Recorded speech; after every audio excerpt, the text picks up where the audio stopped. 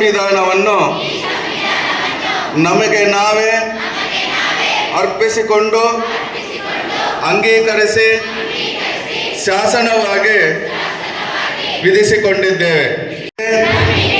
ಧರ್ಮ ಮತ್ತು ಉಪಾಸನೆಯ ಸ್ವಾತಂತ್ರ್ಯವನ್ನು, ಸ್ಥಾನಮಾನ ಮತ್ತು ಅವಕಾಶಗಳ ಸಮಾನತೆಯನ್ನು ದೊರೆಯುವಂತೆ ಮಾಡುವುದಕ್ಕಾಗಿ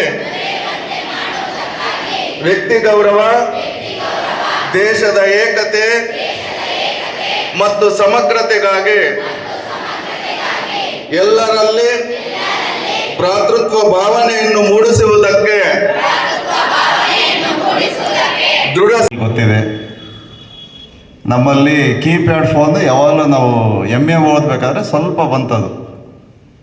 ಇವಾಗೆಲ್ಲ ಆಲ್ಮೋಸ್ಟ್ ಅದು ಯಾರ ಹತ್ರನೂ ಇಲ್ಲ, ಎಲ್ಲ ಆ್ಯಂಡ್ರಾಯ್ಡು. ಯಾರೋ ಒಬ್ಬೊಬ್ಬರು ಹುಡುಗರು ಒಂದು ಸ್ವಲ್ಪ ಬೀಡಿ ಗೀಡಿ ಸೇದರು, ಸಿಗರೇಟ್ ಇಲ್ಲ, ಇನ್ನೂ ಅಷ್ಟು ಅಡ್ವಾನ್ಸ್ಡ್ ಇರಲಿಲ್ಲ ಅವಾಗ. ಜನ ಒಂದು ಸ್ವಲ್ಪ ಇನ್ನೂ ಪೂರ್ ಕಂಡೀಷನ್ನಲ್ಲೇ ಇದ್ದರು. ಯಾರೋ ಒಬ್ಬೊಬ್ಬರು ಬೀಡಿ ಸೇದರು. ನಾವು ಅವ್ರನ್ನ ಏನೋ ಒಂಥರ ವಿಚಿತ್ರವಾಗಿ ಫಿಲಮ್ನಲ್ಲಿ ಕಳ್ಳರು ಕ್ರಿಮಿನಲ್ಸ್ ಇರ್ತಾರಲ್ಲ ಆ ಥರ ನೋಡ್ತಿದ್ವಿ. ಅವ್ರು ಹಿಂಗೆ ಮಾಡ್ತಾರಂತೆ, ಹೆಂಗಂತೆ ಹಿಂಗಂತೆ ಅಂತೇಳಿ ಹೈಸ್ಕೂಲು PUC ಇದ್ದಾಗ. ಬಟ್ ಇವತ್ತಿನ ವಾತಾವರಣ ಚೇಂಜ್ ಆಗಿದೆ. ಇವತ್ತಿನ ಸೋಷಿಯಲ್ ಮೀಡಿಯಾ, ಇವತ್ತಿನ ನಮ್ಮ ಚಲನಚಿತ್ರಗಳು ತುಂಬ ಬದಲಾಗಿದೆ. ಹೀರೋ ಸಿಗರೇಟ್ ಇಲ್ದಲ್ಲ ಎಂಟ್ರಿ ಕೊಡೋದೇ ಇಲ್ಲ. ಅಲಾಂಗ್ ವಿತ್ ಸಿಗರೇಟೇ ಎಂಟ್ರಿ. ಅವು ಕೊಟ್ರೇ ಎಲ್ಲ ಶಿಳ್ಳೆ ವಿಜಲ್ಲು. ಅವ್ರಿಗೊಂದೇನೋ ಎಲ್ಲರಿಗೂ ಗೊತ್ತಿರ್ಬೋದು. ಪೋಕ್ಸ್ ಅಂದರೆ ಗೊತ್ತಿದೆಯಾ? ಗೊತ್ತಿಲ್ಲ ಅಂದರೆ ಹೇಳೋಣ, ಇವತ್ತು ಸಾಕಷ್ಟು ಸಮಯ ಇದೆ. Protection of child from sexual offences act, POCSO. 18 ವರ್ಷದ ಮೇಲಿನ ಮಕ್ಕಳು ಇದ್ದಾರಾ ಇಲ್ಲಿ? ಎಲ್ಲ 18 ವರ್ಷದ ಒಳಗಿರೋರಿದ್ದೀರಾ? 18 ವರ್ಷದ ಒಳಗಿರುವಂತಹ ಪುರುಷ ಅಥವಾ ಸ್ತ್ರೀ ಯಾರೇ ಆಗಿರಲಿ ಅವ್ರನ್ನ ಮಕ್ಕಳು ಅಂತ ನಮ್ಮ ಕಾಯ್ದೆ ಹೇಳುತ್ತೆ. ನೀವು ದೊಡ್ಡವರಾಗಿರ್ತೀರ, ಬಟ್ ಆದರೆ ಕಾನೂನಿನ ದೃಷ್ಟಿನಲ್ಲಿ ಮಕ್ಕಳು. ಆ 18 ವರ್ಷದ ಒಳಗಿರೋಂತಹ ಸ್ತ್ರೀ ಅಥವಾ ಹುಡುಗ ಇಬ್ಬರಲ್ಲಿ ಯಾರನ್ನಾದರೂ ಮೇಜರ್ ಇರೋಂತಹ ಲೇಡೀಸು ಅಥವಾ ಜೆಂಟ್ಸು ಪ್ರೀತಿ ಮಾಡೋದು, ಹುಡುಗರದ್ದು ಕಾನ್ಸಂಟ್ರೇಷನ್ ಬೇರೆ ಕಡೆ ಇದೆ. ಪೋಕ್ಸೋದಲ್ಲಿ ಜಾಸ್ತಿ ಜೈಲ್ಗೆ ಹೋಗೋದು ನೀವೇ. ಸರ್ ಹುಡುಗಿನೇ ನಾನು ಲವ್ ಮಾಡ್ತಾ ಇದ್ದಾಳೆ ಸರ್, ಹುಡುಗಿ ವಿಷ ಕೊಡಿ, ಮದುವೆ ಹಾಕ್ಕೊಡ್ದು, ಪ್ರೀತಿ ಪ್ರೇಮದ ಪ್ರಕರಣದಲ್ಲಿ ಬೀಳ್ಕೊಡ್ದು, ನೀವಾಯಿತು, ಎಜುಕೇಷನ್ ಆಯಿತು, ಅಷ್ಟೇ. 18 ವರ್ಷ ಆದಮೇಲೆ ಪ್ರೀತಿ ಮಾಡ್ಬೋದಾ? ನೀವು ಮಲಗಿದ್ದೀರೋ ಎದ್ದಿದ್ದೀರೋ ಗೊತ್ತಾಗ್ತಿಲ್ಲ ನನಗೆ. ಈ ಥರದ್ದು ಸ್ಟಾರ್ಟ್ ಆಗುತ್ತೆ.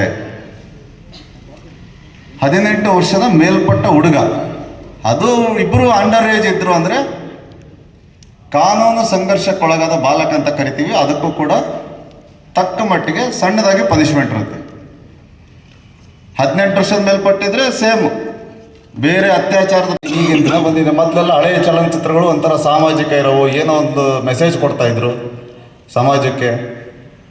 ಬಟ್ ಇವಾಗ ಅವೆಲ್ಲ ತುಂಬ ಕಡಿಮೆ ಆಗಿಬಿಟ್ಟಿದ್ದಾವೆ. ಈಗ ಕ್ರೈಮ್ಸ್ನ ಒಂಥರ ವಿಜೃಂಭಣೆಯಿಂದ ತೋರಿಸೋದು. ಏನು ಒಂದು ಅಪರಾಧಗಳಾಗ್ತಾವೋ ಅದನ್ನೇ ವಿಜೃಂಭಣೆಯಿಂದ ತೋರಿಸ್ತಾರೆ. ಎಕ್ಸಾಂಪಲ್ಲು ಪೋಕ್ಸೋ, ನಾವೆಲ್ಲ ಅಫೆನ್ಸ್ ಅಂತ ಹೇಳ್ತೀವಿ. ಪೋಕ್ಸೋ ಅಲ್ಲಿ ಹೀರೋ ಹೀರೋಯಿನ್ಗಳಾಗಿರ್ತಾರೆ, ಮಕ್ಕಳು, ಶಾಲಾ ಮಕ್ಕಳೇ ಲವ್ ಮಾಡ್ತಾರೆ, ಅದನ್ನೇ ಅವರಲ್ಲಿ ಅವರೇ ಹೀರೋ ಹೀರೋಯಿನ್ ಆಗಿರ್ತಾರೆ. ನಮಗೆ ಪೊಲೀಸರು ನೋಡೋ ದೃಷ್ಟಿನೇ ಬೇರೆ. ಇವ್ರು ಏನು ತೋರಿಸ್ತಾರಪ್ಪ ಈ ಫಿಲಮಲ್ಲಿ, ಇಂಥವೆಲ್ಲ ತೋರಿಸ್ತಾರೆ, ಮಕ್ಕಳು ಎಲ್ಲ ಹಾಳಾಗ್ತಾರೆ ಅಂತ ನಾವು ನೋಡ್ತೀವಿ ಅದನ್ನು. ಕೆಲವೊಂದು ಚಲನಚಿತ್ರಗಳು, ಚೆಲುವಿನ ಚಿತ್ತಾರ, ಸರ್ಕಾರಿ ಹಿರಿಯ ಪ್ರಾಥಮಿಕ ಶಾಲೆ, ಗುರು ಶಿಷ್ಯರು, ಈ ಥರದಾಗೆಲ್ಲ ತೋರಿಸ್ತಾರೆ ಅದನ್ನು. ಬಟ್ ಇಷ್ಟೆಲ್ಲ ಸವಲತ್ತುಗಳು, ಇಷ್ಟೆಲ್ಲ ಟೆಕ್ನಾಲಜಿ, ಇದೆಲ್ಲ ಅಷ್ಟೊಂದೆಲ್ಲ ಅರಿವು ಇದ್ದರೆ ಇದ್ರೂ ಕೂಡ ನಾವು ದುಶ್ಚಟಗಳಿಗೆ ಯೂತ್ ಬಲಿಯಾಗ್ತೀವಿ ಅಂತಂದರೆ ಕಾರಣ ಏನಿರ್ಬೇಕು? ನಮ್ಮಲ್ಲಿ ಇಚ್ಛಾಶಕ್ತಿಯ ಕೊರತೆ ಇದೆ, ನಮ್ಮಲ್ಲಿ ದೃಢ ಮನೋಭಾವದ ಕೊರತೆ ಇದೆ. ನಾವು ನಮ್ಮ ಜೀವನನ ಭಾಳ ಉತ್ಕೃಷ್ಟವಾಗಿ ನಿರ್ಮಾಣ ಮಾಡಬೇಕು ಅನ್ನೋ ಒಂದು ಸಂಕಲ್ಪದ ಕೊರತೆ ಇದೆ. ಹಾಗಾಗಿ ನೀವು ಎಂಥದ್ದೇ ಸವಲತ್ತುಗಳನ್ನ ನಿಮ್ಮ ಮನೆ ಬಾಗಿಲು ತಲುಪಿಸಿದ್ರು ಕೂಡ ನಿಮ್ಮಲ್ಲಿ ಇಚ್ಛಾಶಕ್ತಿಯ ಕೊರತೆ ಇಲ್ಲ ಅಂದರೆ, ನಿಮ್ಮಲ್ಲಿ ಸಾಧನೆ ಮಾಡಬೇಕು ಅಂತ ಹಠ ಇಲ್ಲ ಅಂತಂದರೆ, ನಿಮ್ಗೆಲ್ಲ ಸವಲತ್ತುಗಳು ಕೂಡ ಕೊಟ್ಟರು ಕೂಡ ಅದು ನಿಷ್ಪ್ರಯೋಜಕ. ನಾವು ಹೇಳ್ತೀವಿ ದುಶ್ಚಟ ದುಶ್ಚಟ ದುಶ್ಚಟ. ದುಶ್ಚಟದಲ್ಲಿ ಮದ್ಯಪಾನ ಮಾಡೋದಿದೆ, ಡ್ರಗ್ಸ್ ಇದೆ, ಗುಟ್ಕಾ ಇದೆ, ಅನ್ಕೊಳಲ್ಲ ನಾವು. ಮೊಬೈಲ್ ಕೂಡ ದುಶ್ಚಟ ಆಗ್ತಾ ಇರ್ತಾನೆ. ಈ ಕೆಲವೇ ವರ್ಷಗಳಲ್ಲಿ ಅದು ಸ್ಟಾರ್ಟ್ ಆಗ್ಬೋದು. ಮೊಬೈಲ್ನಿಂದ ದೂರ ಇರುವಂತೆ ತನಕ ಅರಿವು ಕಾರ್ಯಕ್ರಮ ಬರ್ಬೋದಲ್ವ? ಮೊಬೈಲ್ನಿಂದ ದೂರ ಇರಲು ಅರಿವು ಕಾರ್ಯಕ್ರಮ ಅಂತ ಮಾಡ್ಬೋದು. ಸ್ಟಾರ್ಟ್ ಆಗುತ್ತೆ ಮೊದಲೇ ನಮ್ಮ ಸೇವಾವಧಿಯಲ್ಲಿ ಬಂದ್ಬಿಡ್ತಾನೆ ಗೊತ್ತಿಲ್ಲ. ಅದೊಂದು ವಿಪರ್ಯಾಸ ಸಂಗತಿ ನಾನು ಅನ್ಕೊಳ್ತಾ ಇರ್ತಾನೆ. ನಾನು ಒಬ್ಬ ಬೆಂಗಳೂರು ಸೈಬರ್ ಇನ್ಸ್ಪೆಕ್ಟರ್ ಇದ್ದಾಗ ಒಂದು ಕಂಪ್ಲೇಂಟ್ ಬಂದಿತ್ತು.